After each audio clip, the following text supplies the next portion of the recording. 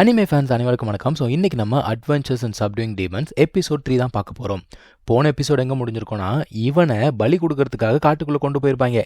இந்த பயப்புள்ள அங்கேருந்து எஸ்கேப் ஆகி ஓடி போவான்னு பார்த்தா, காட்டுக்குள்ளே போய் அங்கே இருக்க மரத்தில் இருந்து ஒரு பழத்தை பிச்சு சாப்பிட்டு அதை தடுக்க வந்த ஒரு பீஸ்ட்டை கொன்று பயப்புள்ள இவ்வளோ சம்பவம் அப்படிங்கிறத பண்ணியிருக்கோம். ஸோ அங்கே தான் வந்து பார்த்தீங்கன்னா போன எபிசோட் முடிஞ்சிருக்கோம்.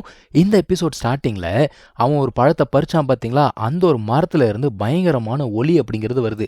ஐயோ என்னடா இது, நம்ம தான் ஏதாவது பண்ணிட்டோமோன்னு சொல்லிட்டு 2 பேருமா அந்த இடத்துக்கு ஓடி போய் பார்க்குறாங்க. பார்த்தா அந்த ஒரு மரம் அப்படியே தண்ணிக்குள்ளே போயிடுச்சுப்பா. ஒத்த பழத்தை எடுத்ததுக்காக மொத்த மரமும் தண்ணிக்குள்ளே போயிடுச்சு, கவரிமான் பரம்பரை போல். ஐயோ என்னடா இது, நம்மளால தான் இந்த மாதிரி ஆயிடுச்சான்னு சொல்லிட்டு இவன் திருன்னு முழிச்சுக்கிட்டு இருக்கான்.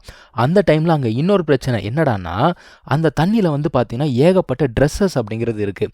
இதெல்லாம் என்ன ட்ரெஸ்ஸுனால், இந்த பொண்ணு இருக்கா இல்லையா, இவங்களோட ட்ரைப் இருக்குல்ல, அவங்களோட ட்ரெஸ்ஸஸ் தான். அந்த இடத்துல ஒரு நெக்லஸ் இருக்குது, அது எடுத்துகிட்டு இவன் வந்து பார்த்தீங்கன்னா அழ ஆரம்பிக்கிறான். என்ன விஷயம்னா, இந்த மவுண்டைன் காடுன்னு சொல்லுவாங்க பார்த்தீங்களா, அந்த காடுக்கு இவங்கெல்லாம் வந்து சாக்ரிஃபைஸ் பண்ணப்பட்டவங்க, அதாவது அந்த காடுக்காக பணிவடை செய்யறதுக்காக கூட்டிகிட்டு வந்தாங்களாம். ஸோ நம்ம ஹீரோ என்ன சொல்கிறான்னா, அப்போ இங்கே இருந்ததில் அந்த பீஸ்ட்டு அதுதான் வந்து இவங்க எல்லாரையும் கொன்று இருக்கு போல், அப்போ இதுதான் வந்து சாக்ரிஃபைஸ் பண்ணுற இடமா, அடப்பாவீங்களா, இங்கேருந்து தப்பிக்கணும்னு நினச்சி கடைசியாக இங்கேயே வந்து சேர்ந்துருக்கேன் நான் அப்படிங்கிறான். சரி, இவங்க ஒரு பக்கம் அழறது ஒப்பாரி வைக்கிறதுலாம் இருக்கட்டும், இன்னொரு பக்கம் அந்த கிழவா இருந்தான் பார்த்தீங்களா, அவன் அந்த இறந்து போன பீஸ்ட் பக்கத்தில் போய் உட்காந்து பயங்கரமாக ஒப்பாரி வைக்கிறான்.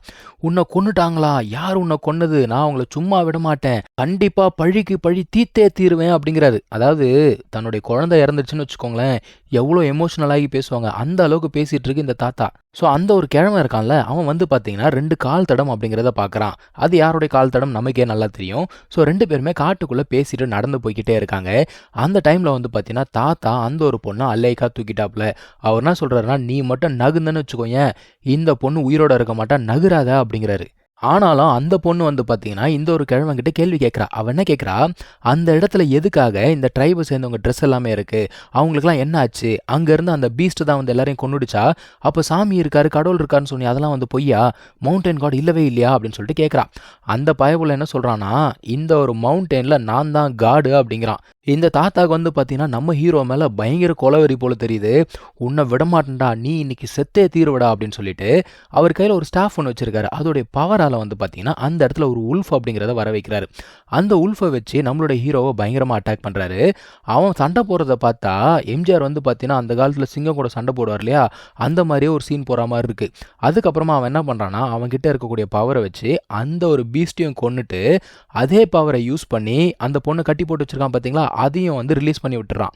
சரி, இப்போவாது அங்கேருந்து ஓடுங்கடா அப்படின்னா அப்பயும் ஓட மாட்டேங்கிறாங்க. அந்த பொண்ணு என்ன சொல்கிறா, ஒழுங்கு மரியாதை ட்ரைபுக்கு போயிட்டு எல்லாருக்கிட்டையுமே மன்னிப்பு கேளு அப்படிங்கிறா. அவன் சொல்கிறான், ஏய் உங்களுக்குலாம் இன்னும் புரியலையா, நீங்களாம் வந்து ஒரு எறும்பு மாதிரி, நான் வந்து மேலே உயர பறக்கிற பருந்து மாதிரி அப்படிங்கிறான். அதுக்கப்புறம் நம்ம ஹீரோவை பார்த்து அந்த கிழமை சொல்லுது, இதுக்கு மேலே நீ பழத்தை கொடுத்தாலும் சரி கொடுக்கலனாலும் சரி, உன் தலையை வெட்டி அந்த ரத்தத்தை குடிக்கல என் பேரை மாற்றிக்கிறேன் அப்படிங்குது. நீ ரத்தத்தையே குடித்தாலும் அவனால் பழத்தை கொடுக்க முடியாது, ஏன்னா அவன் தின்னுட்டான். ஸோ அந்த கிழமை பயங்கர கோவத்தில் என்ன பண்ணுதுன்னா, அது கையில் ஸ்டாஃப் இருக்கு இல்லையா, அதை தூக்கி போட்டு அதோடைய மேஜிக் பவரை யூஸ் பண்ணி ஒரு மிஸ்டிக் பீஸ்ட் அப்படிங்கிறத வர வைக்குது. அது வந்து பார்த்தீங்கன்னா ஒரு மான் மாதிரி இருக்குது. பயங்கர வேகமாக போய் நம்ம ஹீரோவை அட்டாக் பண்ணுறதுக்கு பார்க்குது. நம்ம ஹீரோ என்ன பண்ணுறான்னா, அவன்கிட்ட இருக்கக்கூடிய கொஞ்சம் நெஞ்ச மேஜிக் பவரை யூஸ் பண்ணி அட்டாக் பண்ணுறான். ஆனால் அது பயங்கர ஸ்ட்ராங்காக இருக்குது. சரிவா ஓடிடலாம் அப்படின்னு சொல்லிட்டு அந்த பொண்ணை கூட்டிட்டு ஓடுறான்ப்பா. இந்த மானு கரெக்டாக வந்து பார்த்தீங்கன்னா நம்ம ஹீரோவை மட்டும்தான் அட்டாக் பண்ணுது. நம்ம ஹீரோவுக்கு ஒரு விஷயம் மட்டும் நல்லா புரிஞ்சிடுச்சு, இந்த கிழவனுடைய பவர் வந்து பார்த்தீங்கன்னா அந்த ஒரு ஸ்டாஃபில் தான் இருக்குது. எப்படியாவது இந்த கிழவனை டிஃபீட் பண்ணணும், நான் என்ன பண்ணுறதுன்னு சொல்லிட்டு யோசிச்சுட்டு இருக்கான். இதுக்கு முன்னாடி அவங்க அப்பா சண்டை போடும்போது இவன் பார்த்துட்டு இருந்தான் இல்லையா, ஸோ அந்த டோட்டமுடைய பவரை எப்படி ரிலீஸ் பண்ணணும்னு சொல்லிட்டு அப்போ அவன் பார்த்துருப்பான். அதே டெக்னிக்கை இங்கே யூஸ் பண்ணுறான். இவனோட லக்கோ என்னமோ தெரியல, இவனுடைய பவர் அப்படிங்கிறது வந்து பார்த்தீங்கன்னா இந்த இடத்துல ரிலீஸ் ஆகுது. ஸோ அதை வச்சு அந்த ஒரு மான் கூட இவன் வந்து சண்டை போட ஆரம்பிக்கிறான். இவனுடைய பவர் என்ன ஷேப்பில் இருக்குது அப்படின்னு பார்த்தீங்கன்னா, இப்போ ஒரு பாம்பை கொண்டாங்க பார்த்தீங்களா, அந்த ஒரு ஷேப்பில் தான் இருக்குது. அந்த பாம்பை வந்து பிளட் ஜாவ் அப்படின்னு சொல்லுவாங்க. ஸோ தாத்தாவுக்கு இருக்கக்கூடிய கேள்வி என்னன்னா, இவனால் எப்படி அந்த பிளட் ஜாவோட டோட்டம் யூஸ் பண்ண முடியுதுன்னு சொல்லிட்டு இவருக்கு ஒரு ஆச்சரியம். இருந்தாலும் இந்த 2 பவருக்கு நடுவில் நடந்த அந்த ஒரு சண்டை வந்து பார்த்தீங்கன்னா கொஞ்சம் நேரத்துக்கு போகுது. கடைசியில் அந்த ஒரு மான் அப்படிங்கிறது டிஃபீட் ஆகிடுதுப்பா. டிஃபீட் ஆன உடனே பழையபடி அது வந்து பார்த்தீங்கன்னா ஸ்டாஃபாக மாறிடுது. இவன் என்ன பண்ணுறான், வேகமாக ஓடி போயிட்டு அந்த ஒரு ஸ்டாஃபை உடச்சி தூக்கி போட்டுறான். சரி, ஸ்டாஃப் உடச்சிட்டா முடிஞ்சிடும் அப்படின்னு பார்த்தா தாத்தா விடுற மாதிரி தெரியல. அவர் வந்து பார்த்தீங்கன்னா எனர்ஜி அப்படிங்கிறத யூஸ் பண்ணி பயங்கரமாக அட்டாக் பண்ணுறாரு. இப்போது இந்த ஒரு அட்டாக்ல அவர் ஒரு வார்த்தை சொல்கிறாரு, இந்த மாதிரி லார்ட் எனக்கு வந்து பவரை கொடுங்க அப்படிங்கிறாரு. அவர் எந்த லார்டை கூப்பிட்றாருங்கிறது தெரியல. ஆனால் இவன் என்ன யோசிக்கிறான், என்னடா இந்த கிழமை விடாமல் அடிச்சுக்கிட்டே இருக்கே, என்கிட்ட வர பவர் கம்மியாக தான் இருக்குது, சரி ஓகே எதை சாக்ரிஃபைஸ் பண்ணாலும் சரி ஜெயிச்சு தான் ஆகணும்னு சொல்லிட்டு கொஞ்சம் நெஞ்சம் இருக்க பவரையும் யூஸ் பண்ணி தாத்தாவை அட்டாக் பண்ணுறான். ஸோ ஒரு வழியாக தாத்தா வந்து பார்த்தீங்கன்னா டிஃபீட் ஆகிட்டாரு. தாத்தா மரத்தில் தொங்கிட்டு இருக்காரு, ஆனாலும் வாய் அடங்கல. அவர் என்ன சொல்கிறாரு, டீமன் லார்டு உங்களை சும்மா விட மாட்டாரு அப்படிங்கிறான். அப்போ டீமனோட ஆளடா நீயே. ஸோ அந்த ஆள் இறந்ததுக்கு அப்புறமா அந்த ஆள் கிட்டேருந்து ஒரு ஒலி மட்டும் வந்து பார்த்தீங்கன்னா எங்கேயோ போகுது. அப்போ அவன் கேட்குறான், யார் அந்த டீமன் லார்டு அப்படின்னு சொல்லிட்டு அந்த பொண்ணு கிட்ட கேட்குறான். அவள் சொல்கிறா, எனக்கு என்ன தெரியும் அப்படிங்கிறா. அதுக்கப்புறமா இவன் என்ன சொல்கிறான், சரி ஓகே போனது போட்டோம், அந்த கிழமை ஏதாவது ட்ரெஷர் வச்சிருக்கா பார்க்கலாம் அப்படின்னு சொல்லிட்டு பக்கத்தில் போகிறான்.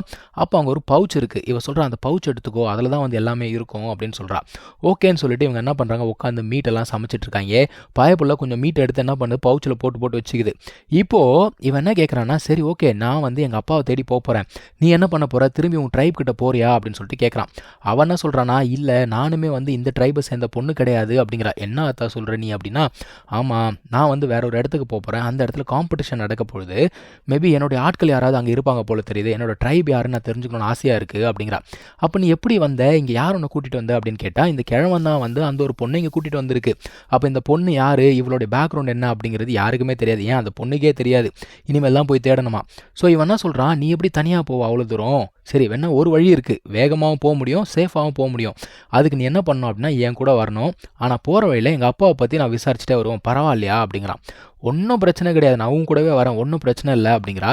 ஆனால் நம்ம எப்படி வேகமாக போவோம் அப்படின்னு சொல்லிட்டு ஒரு கேள்வி கேட்குறாப்பா. அதுக்கு அவன் பதில் சொல்லலை, ஏன்னா இந்த எபிசோட இதோட கட் பண்ணிட்டாங்க. அதுக்கான பதிலை நம்ம அடுத்த எபிசோடில் கொடுக்குறாங்களான்னு பார்ப்போம். So thank you so much for வாட்சிங், டேக் கேர், பை.